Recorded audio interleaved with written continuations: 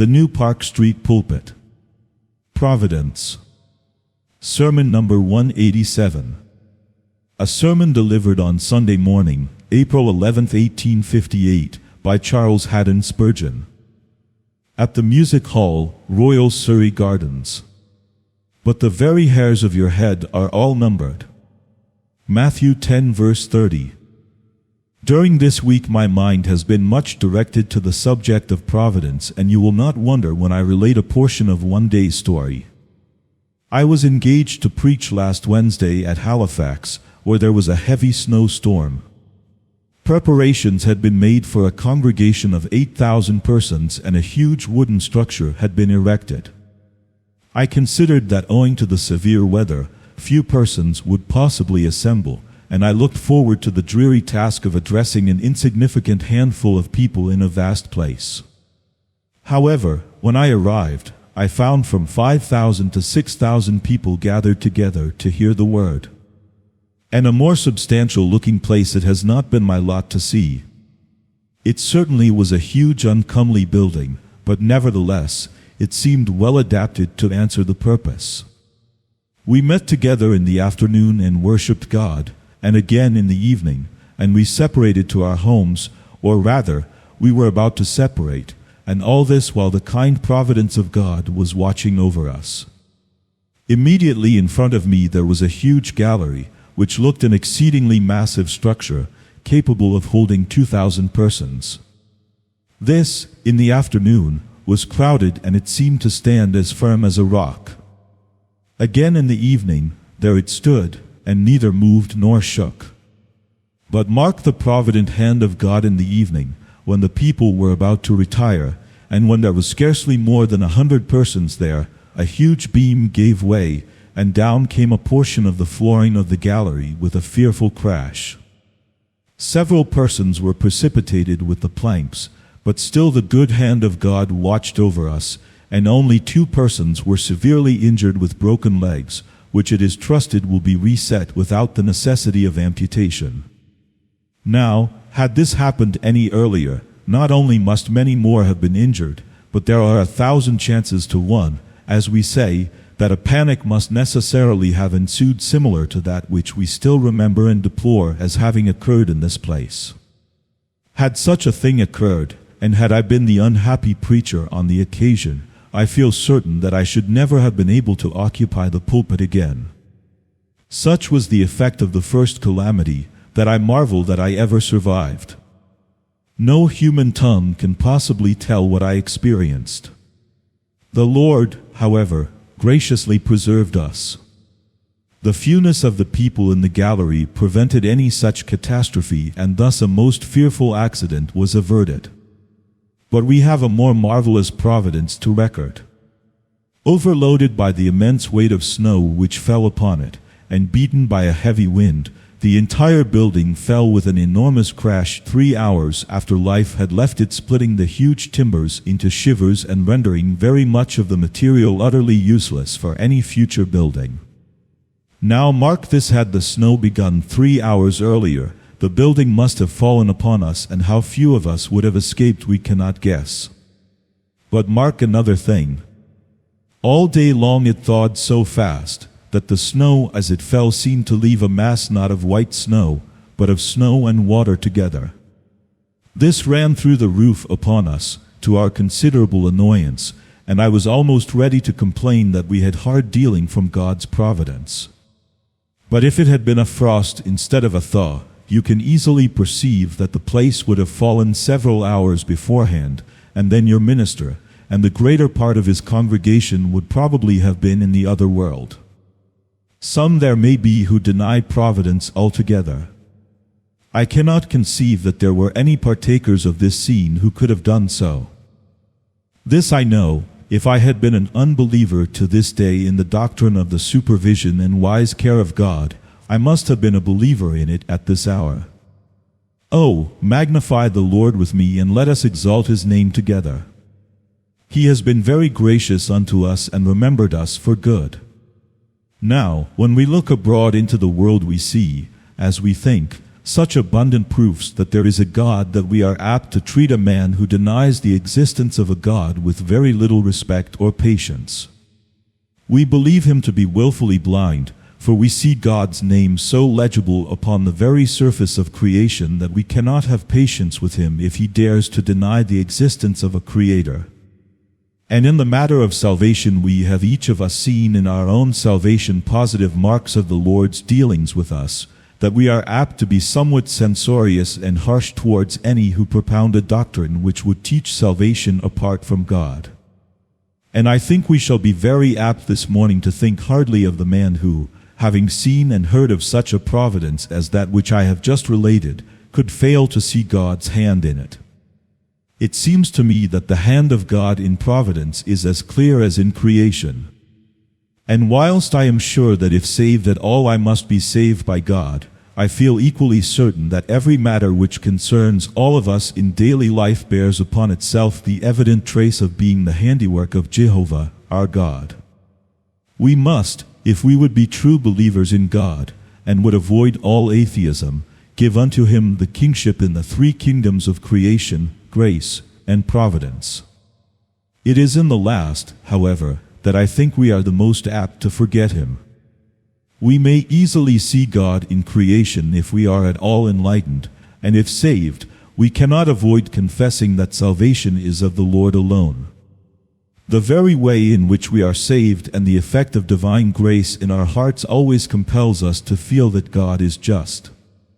But providence is such a checkered thing, and you and I are so prone to misjudge God and to come to rash conclusions concerning his dealings with us, that perhaps this is the greatest stronghold of our natural atheism, a doubt of God's dealings with us in the arrangements of outward affairs. This morning I shall not be able to go deeply into the subject, but very heartily can I enter into it, after being so great a partaker of his wonder-working power. From the text I shall draw 1 or 2 points. First of all, the text says, "The very hairs of our head are all numbered." From this I shall infer the minuteness of providence. Again, inasmuch as it is said of believers that the hairs of their head are all numbered, I shall infer the kind consideration and the generous care which God exercises over Christians. And then, from the text and from our Savior's reason for uttering these words, I shall draw a practical conclusion of what should be the spirit and temper of the men who believe this truth, that the very hairs of their head are all numbered. First, then, our text very clearly teaches us the minuteness of providence. Every man can see providence in great things. It is very seldom that you find any person denying that when an avalanche falls from the summit of the Alps, the terrible hand of God is there. There are very few men who do not feel that God is present in the whirlwind and in the storm. Most men will acknowledge that the earthquake, the hurricane, the devastation of war, and the ravages of pestilence come from the hand of God. We find most men very willing to confess that God is God of the hills, but they forget that he is also Lord of the valleys. They will grant that he deals with great masses, but not with individuals, with seas in the bulk, but not with drops. Most men forget, however, that the fact which they believe of providence being in great things involves a providence in the little, for it were an inconsistent belief that the mass was in God's hand, while the atom was left to chance. It is indeed a belief that contradicts itself. We must believe all chance or else all God. We must have all ordained and arranged, or else we must have everything left to the wild whirlwind of chance and accident. But I believe that it is in little things that we fail to see God. Therefore, it is to the little things that I call your attention this morning. I believe my text means literally what it says. The very hairs of your head are all numbered. God's wisdom and knowledge are so great that he even knows the number of the hairs upon our head. His providence descends to the minute particles of dust in the summer gale. He numbers the gnats in the sunshine and the fishes in the sea. While he certainly controls the massive orbs that shine in heaven, it does not blush to deal with the drop that trickles from the eye. Now, I shall want you to notice how little circumstances of daily life, when we come to put them all together, evidently betray their origin. I will take a scripture history and show how the little events must have been of God, as well as the great results. When Joseph was sent into Egypt by his brethren, in order to provide for them against a day of famine, we all agree with Joseph's declaration, "It was God that sent me hither." But now, if we notice each of the little ways through which this great result was brought to pass, we shall see God in each of them. One day, Joseph's brothers are gone out with the sheep. Jacob wants to send to them. Why does he send Joseph? He was his darling son, he loved him better than all his brethren. Why does he send him away? He sends him, however, then why should it have happened at that particular time that Jacob should want to send at all? However, he did want to send, and he did send Joseph. A mere accident, you will say, but quite necessary as the basement of the structure. Joseph goes. His brethren are in need of pasture, and therefore leave Shechem, where Joseph expected to find them, and journey on to Dothan. Why go to Dothan? Was not the whole land before them? However, Joseph goes there. He arrives at Dothan just when they are thinking of him and his dreams, and they put him into a pit. As they are about to eat bread, some Ishmaelites came by. Why did they come there at all? Why did they come at that particular time? Why were they going to Egypt? Why might they not have been going any other way? Why was it that the Ishmaelite wanted to buy slaves? Why might they not have been trading in some other commodity? However, Joseph is sold. But he is not disposed of on the road to Egypt, he is taken to the land. Why is it that Potiphar is to buy him? Why is it that Potiphar has a wife at all? Why is it again that Potiphar's wife should be so full of lust? Why should Joseph get into prison? How is it that the baker and the butler should offend their master? All chance, as the world has it, but every link necessary to make the chain.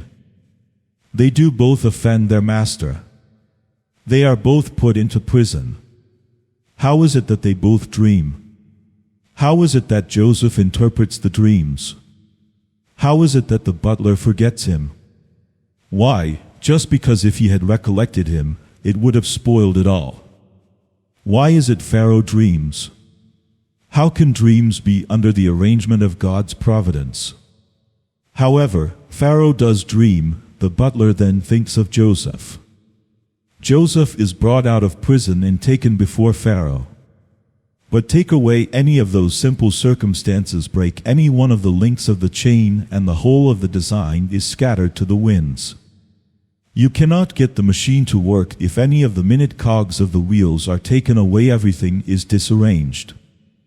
I think it seems very clear to any man who will dissect not only that, but any other history he likes to fix upon, that there must be a God in the little accidents and dealings of daily life, as well as in the great results that tell upon the pages of history and are recounted in our Psalms. God is to be seen in little things. We will now notice in the minutiae of Providence how punctual Providence always is. You will never wonder more at Providence than when you consider how well God keeps time with himself. To return to our history, how is it that the Ishmaelites should come by just at that time? How many thousand chances there were that their journey might have been taken just before. There certainly was no special train to call at that station at that particular time so that Joseph's brothers might arrange to go and call him. No such thing.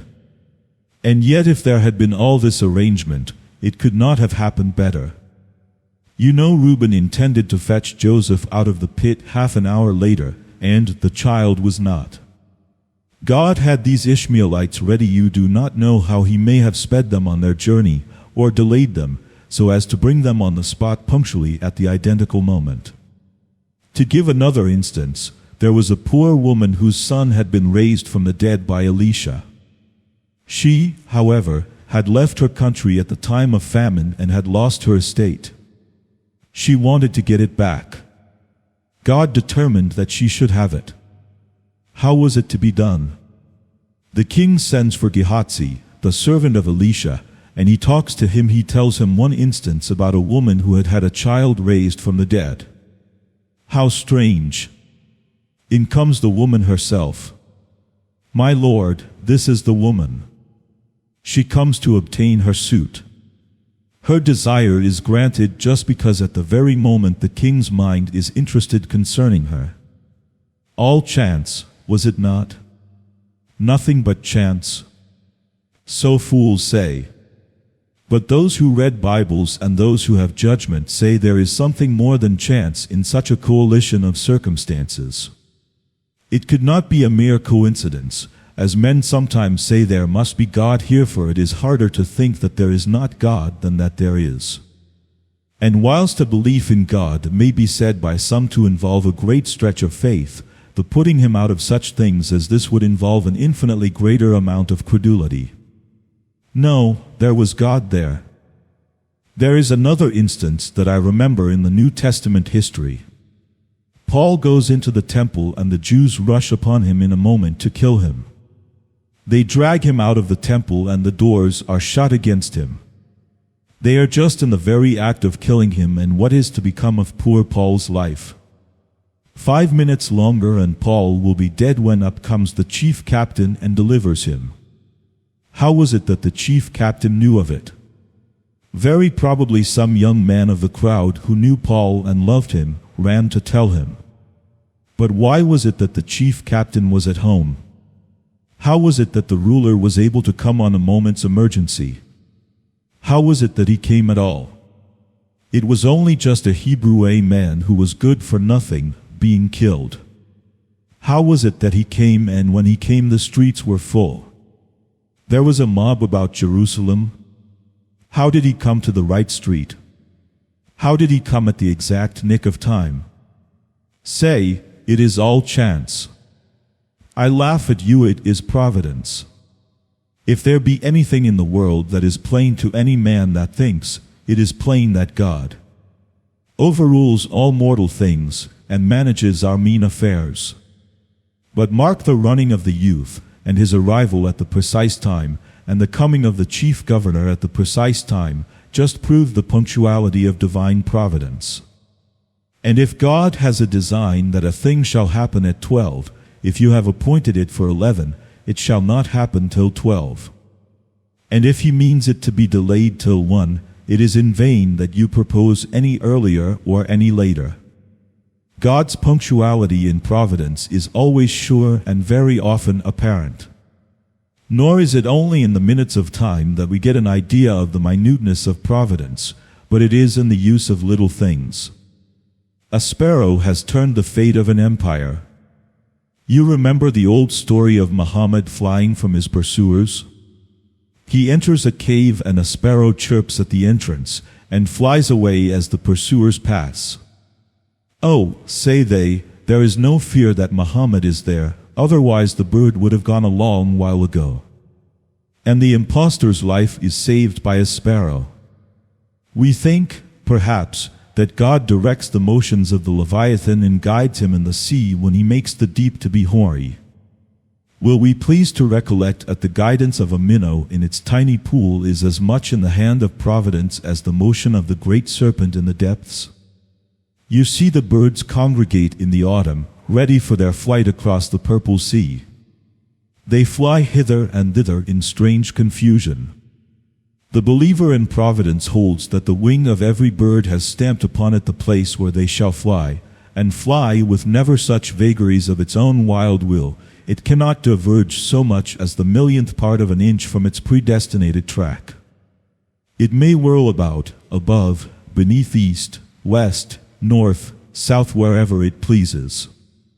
Still, it is all according to the providential hand of God. And although we see it not, it may be that if that swallow did not take the precise track which it does take, something a little greater might be affected thereby.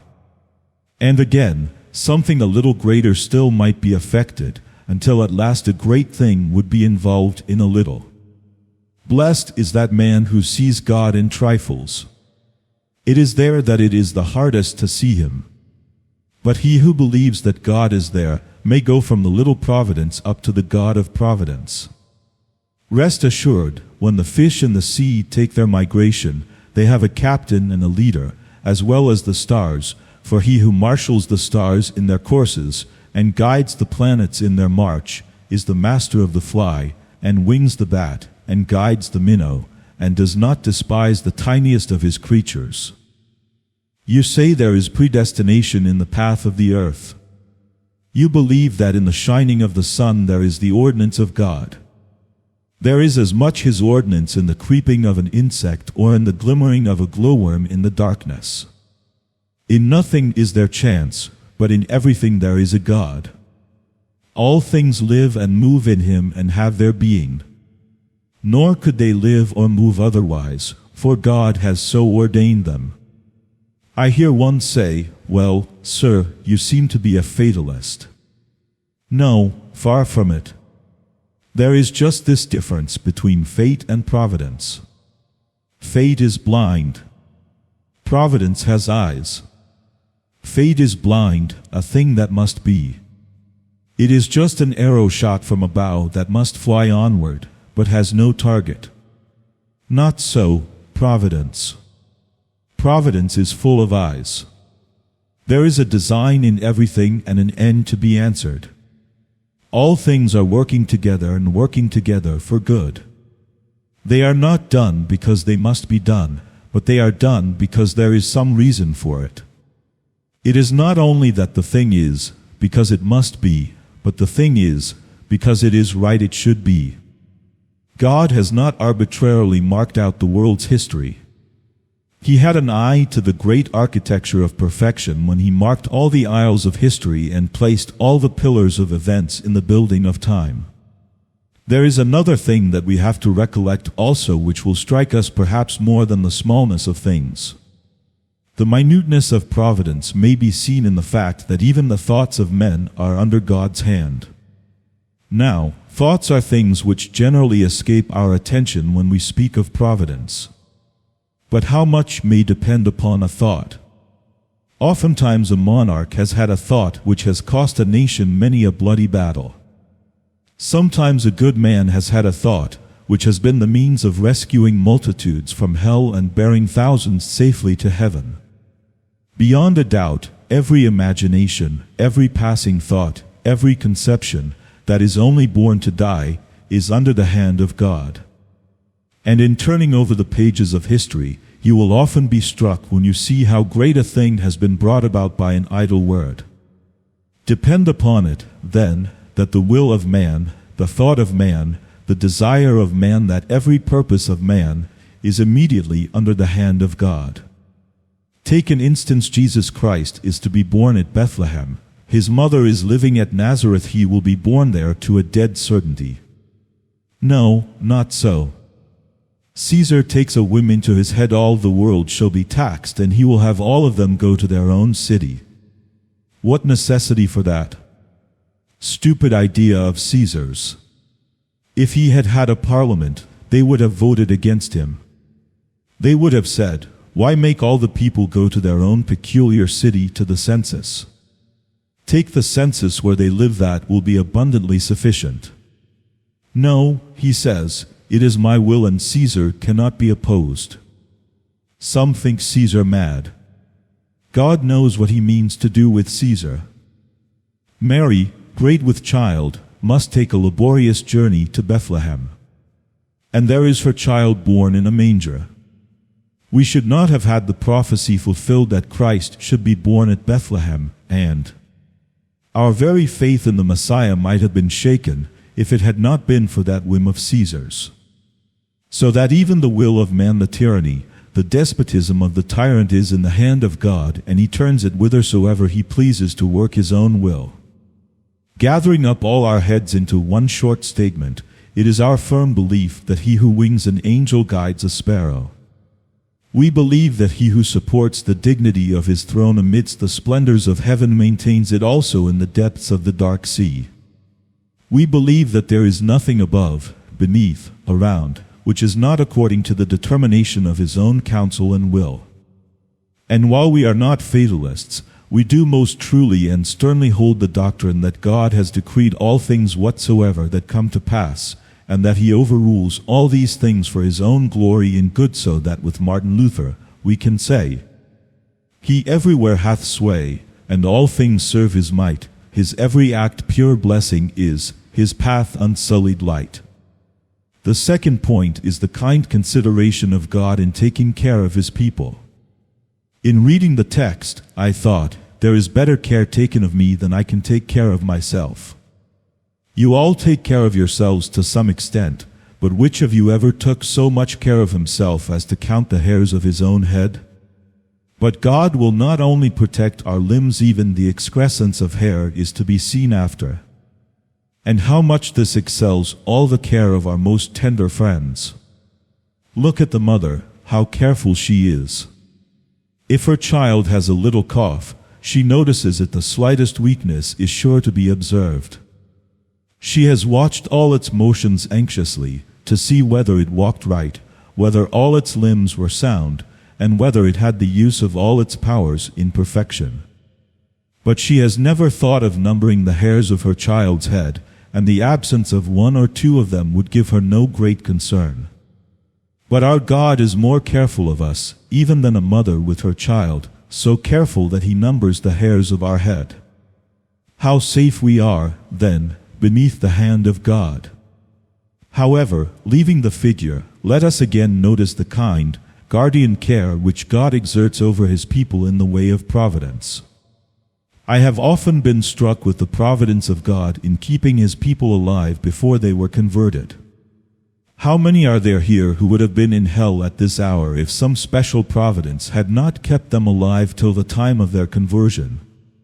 I remember mentioning this in company, and almost every person in the room had some half miracle to tell concerning his own deliverance before conversion. One gentleman, I remember, was a sporting man who afterwards became an eminent Christian. He told me that a little time before his conversion he was shooting, and his gun burst in 4 pieces which stood upright in the earth as near as possible in the exact form of a square, having been driven nearly a foot into the ground while he stood there unharmed and quite safe, having scarcely felt the shock.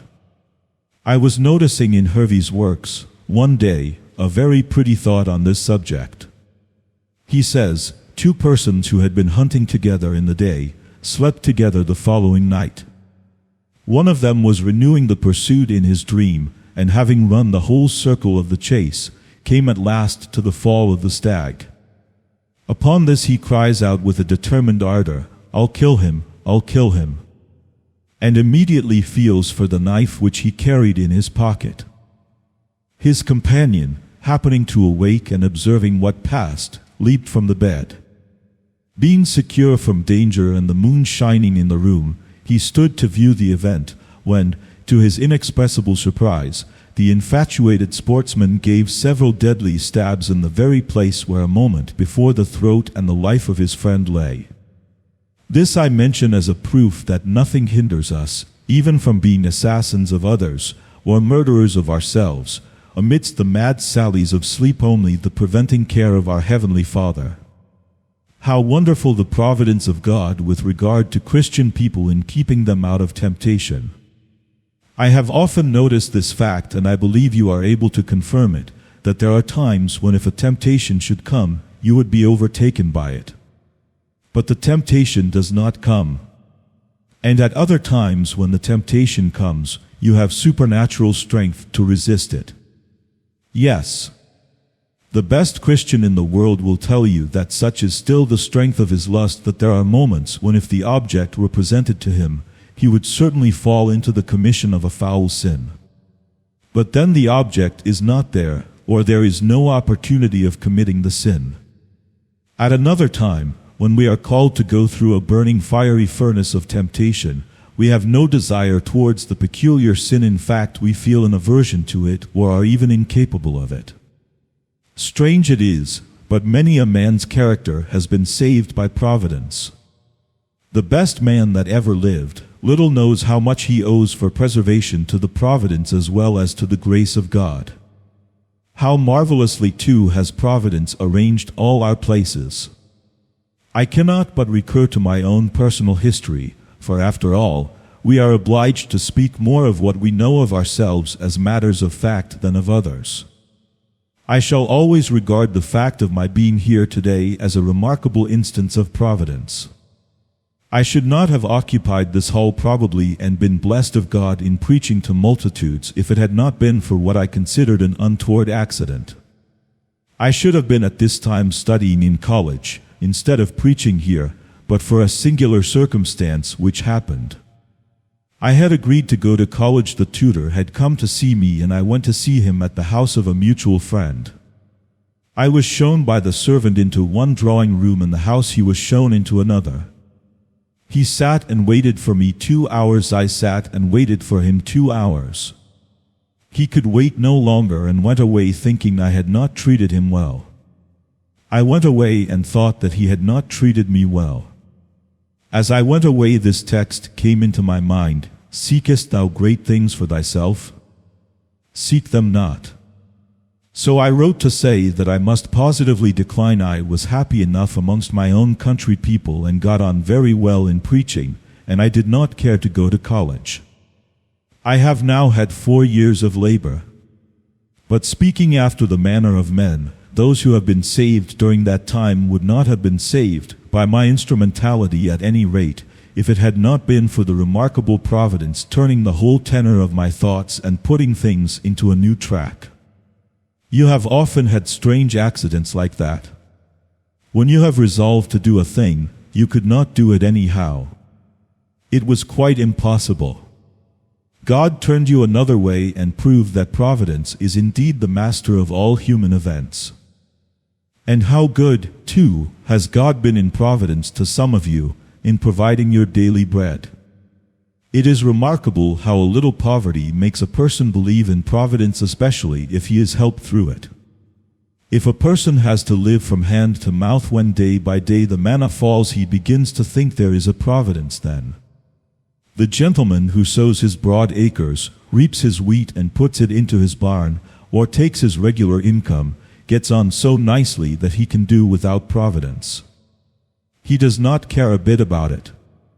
The rents of his houses all come in, and his money in the 3% is quite safe. What does he want with Providence?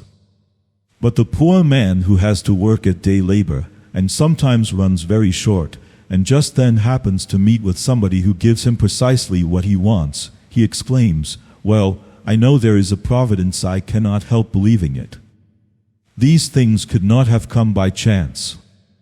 3. And now, in conclusion, brethren and sisters, if these things be so, if the hairs of our head are all numbered, and if Providence provides for his people all things necessary for this life and godliness, and arranges everything with infinite and unerring wisdom, what manner of persons ought we to be? In the first place, we ought to be a bold race of people. What have we to fear? Another man looks up, and if he sees a lightning flash, he trembles at its mysterious power. We believe it has its predestined path. We may stand and contemplate it, although we would not presumptuously expose ourselves to it, yet we can confide in our God in the midst of the storm. We are out at sea. The waves are dashing against the ship, she reels to and fro. Other men shake, because they think this is all chance. We, however, see an order in the waves and hear music in the winds. It is for us to be peaceful and calm. To other men the tempest is a fearful thing. We believe that the tempest is in the hand of God. Why should we shake? Why should we quiver? In all convulsions of the world, in all temporal distress and danger, it is for us to stand calm and collected, looking boldly on.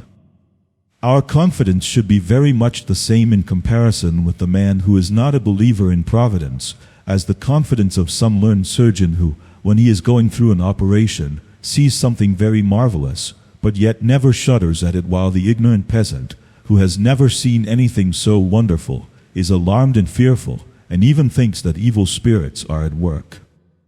We are to say, let others say what they please. I know God is here, and I am his child, and this is all working for my good. Therefore will I not fear, though the earth be removed, and though the mountains be carried into the midst of the sea. Especially may I address this remark to timid people. There are some of you who are frightened at every little thing.